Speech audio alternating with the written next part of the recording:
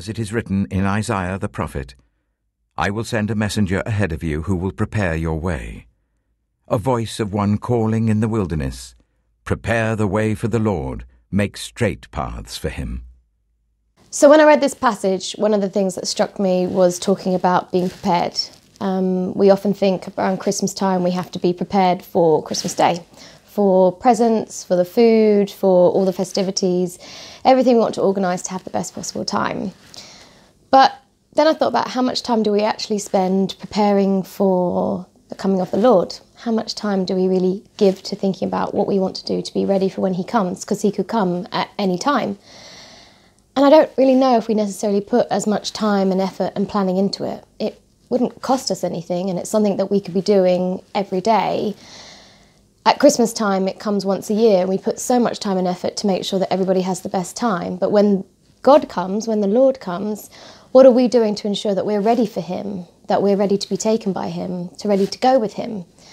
This evening when I was driving home, unfortunately I went past an accident on the road, and it looked quite serious. And my initial thought was to pray immediately to God, just to be there and to be with them and to be with their friends and family. But the next thing I thought, because I was thinking about doing this tonight, was, were they ready? If it's their time, are they ready to go be with the Lord? And I don't know that. I don't have any control over them. But I do have some control over myself, and I can also speak to my friends and my family, because I want them to be ready too when the Lord comes. And if they're not ready, then part of what I need to be doing is to helping them get there. And there's so much that we could be doing each day to be more and more like God. We need to keep going to church and understanding more about how we can grow as a Christian. We can continue to read our Bible and to read the Lord's Word.